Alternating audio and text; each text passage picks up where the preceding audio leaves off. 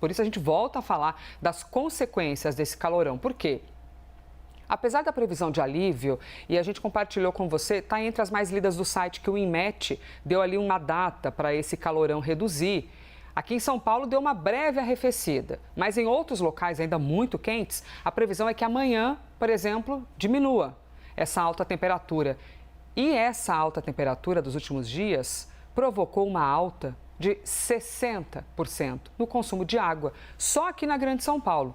Então, para a gente poder compreender no que isso implica, a gente conversa agora com a Camila Viana, que é diretora-presidente da SP Águas. Camila, obrigada demais pela gentileza de conversar com a gente. Bem-vinda à CNN. Imagina, eu que agradeço a gentileza de me Então, receber. a gente já quer aproveitar, a gente que é jornalista adora conversar com alguém conhecedor, especialista em um assunto, que é o momento da gente conseguir absorver aqui muitos detalhes. Quando a gente fala no aumento só na Grande São Paulo, e claro, não significa que é só em São Paulo que isso ocorre, ocorre no Brasil inteiro, mas a gente vai pegar o exemplo da Grande SP para projetar, inclusive, aqui para as reflexões para outros locais do Brasil. Quando a gente fala num aumento de 60% no consumo, quais são os primeiros sinais de alerta? Porque é preciso ver se a gente tem água suficiente para abastecer, inclusive, esse aumento no consumo de água, né? O que primeiramente chama a atenção de vocês no quesito alerta, atenção e preocupação?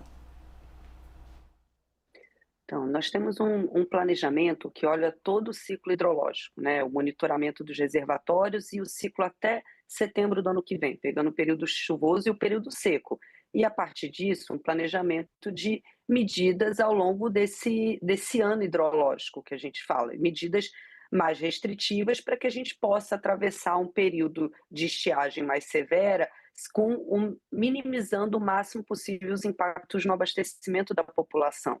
Mas quando há esse incremento de consumo, isso nos preocupa, porque as medidas restritivas elas vão ter que ser ainda mais intensas se a população ela não conseguir se engajar nessa necessidade de consumo racional. Por isso que a gente fala que é um conjunto de atores que precisam trabalhar juntos para que a gente atravesse esse período de menos chuvas e com reservatórios em níveis mais baixos. Daí a importância, de fato, desse engajamento da população e a preocupação que nos traz esse aumento de consumo agora com a onda de calor, mesmo com a cidade um pouco mais vazia, né? A gente tem aí uma saída de final de ano e ainda assim observou o aumento do consumo. Dúvida.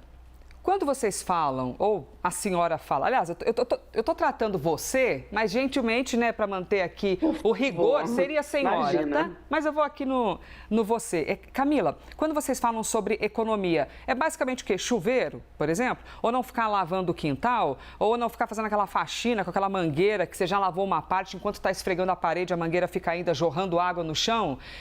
O que exatamente na vida prática seria? É exatamente isso, banhos mais curtos de 5 minutos, lavar o carro com um balde ao invés da mangueira, varrer a calçada ao invés de lavar, fechar a torneira quando a gente escova o dente. Então, são medidas de mudanças de hábitos, não só para momentos mais sensíveis e mais críticos como que a gente está passando, mas uma mudança de fato para enfrentar, né, os próximos anos do que a gente tem chamado de mudanças climáticas, que é essa combinação de onda de calor, pluviometria abaixo da média, combinado com tempestades agora no período chuvoso. Então, de fato, a gente precisa observar essa mudança de comportamento na população, especialmente agora, que a gente precisa do uso racional do nosso recurso hídrico. E o que, agora para compreender do ponto de vista, Camila, de quem fornece esse tipo de serviço, né? Quem fornece faz com que a água chegue até a casa das pessoas. Que tipo de alertas são enviados pelas autoridades para essas pessoas responsáveis por esse serviço para que possa ocorrer a decisão de, por exemplo, diminuir a pressão da água que chega até a casa das pessoas? Como é que funciona esse comunicado para a gente compreender como vem a ocorrer essa decisão? A gente tem atuado de uma forma muito integrada aqui na SP Águas, né, que olha o nível dos nossos reservatórios, a situação dos mananciais, com o governo, com a agência reguladora dos serviços, a Arcesp, que cuida da parte, que regula a parte de distribuição da água, né, do serviço de abastecimento. Então, essas decisões elas são tomadas de forma conjunta, olhando para a segurança hídrica, olhando para o impacto nos mananciais e as medidas que podem ser aplicadas no âmbito dos serviços para que a gente garanta essa restrição de demanda. E aí a metodologia que a gente, né, anunciou no final de outubro, que traz diferentes faixas de ação conforme a gente esteja mais próximo ou mais distante de uma curva de segurança hídrica, né, que ela prevê que a gente chegue até o final do ano de 2000, até setembro de 26, com pelo menos 30% de reservação no sistema integrado.